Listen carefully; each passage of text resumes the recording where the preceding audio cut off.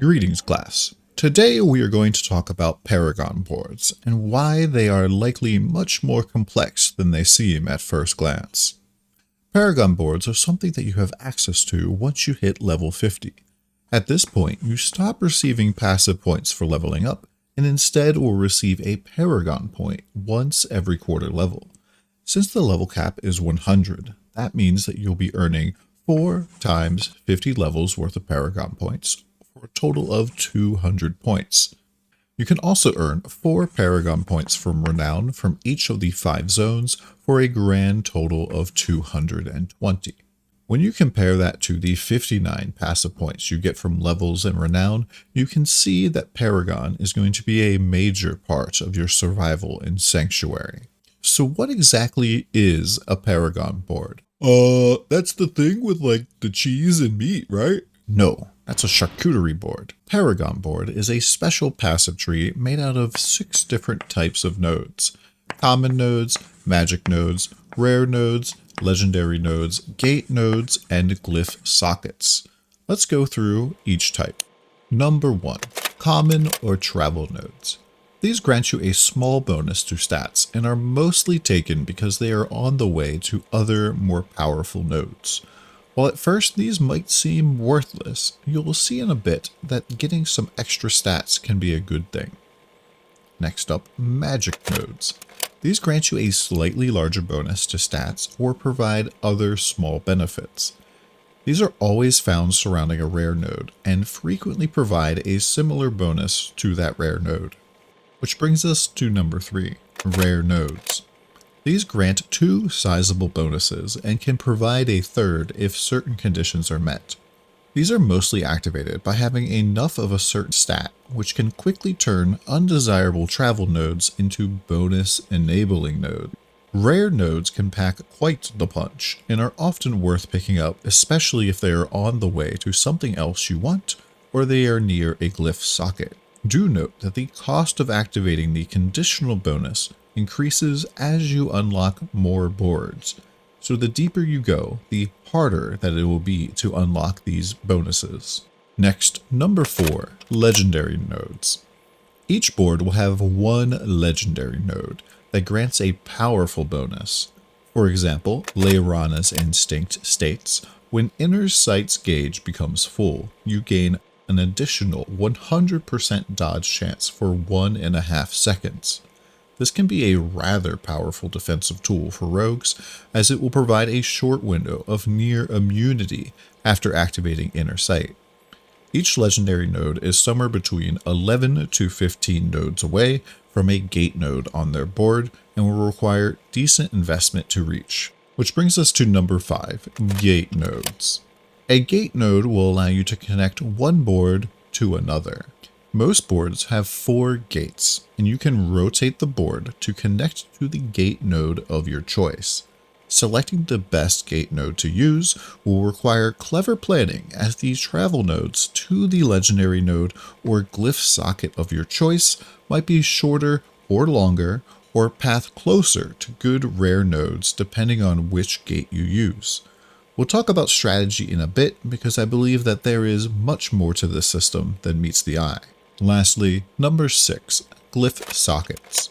Each board will have 1 glyph socket in which you can place a glyph. You can acquire glyphs from completing nightmare dungeons and perhaps other sources that provide significant benefits to your character. For example, the exploit glyph states that for every 5 strength purchased within range, you deal 2% increased damage to vulnerable targets. There's also an additional bonus if you have purchased 25 strength in range of the glyph.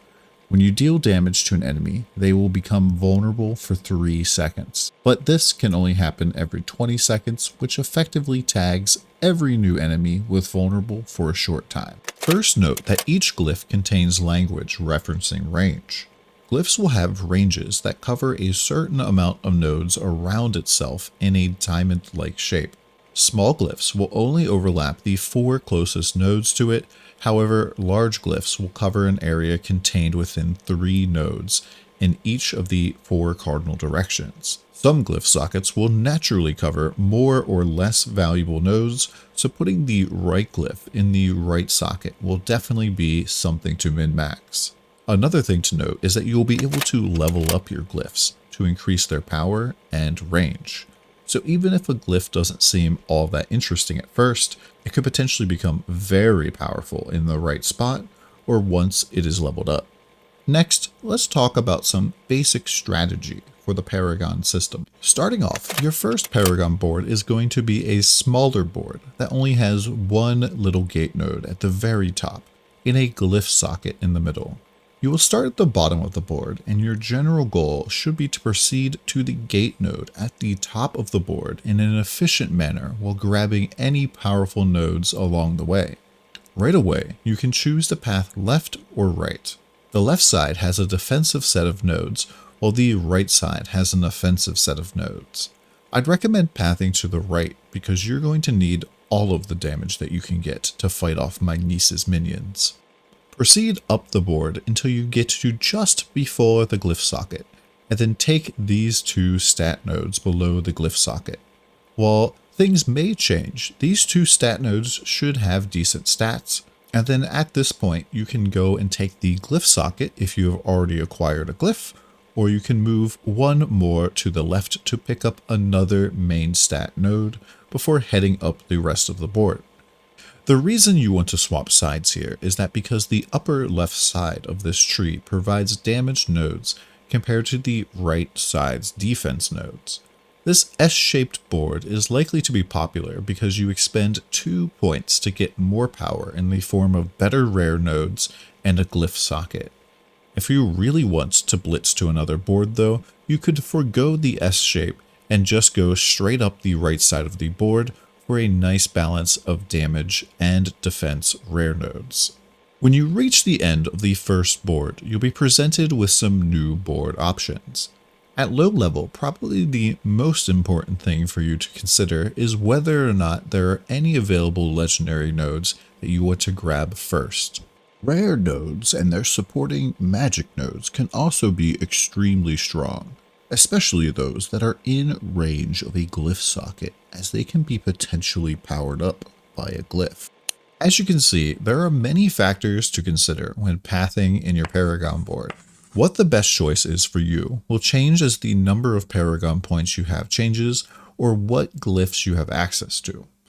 Currently we have the general layouts for around 8 boards per class, but the data miners have found additional legendary nodes without boards yet, so keep an eye out for those. Shoo! There's a class specifically for glyphs and glyph sockets being held soon, where I'll go over more details regarding them that you do not want to miss. But that is it for today's lesson. There are more courses available, and if you have any questions, please leave me a note in the comments below. If there's any topic you'd like to see me cover, please let me know that as well. Professor, are you going to eat that? Fine, have some.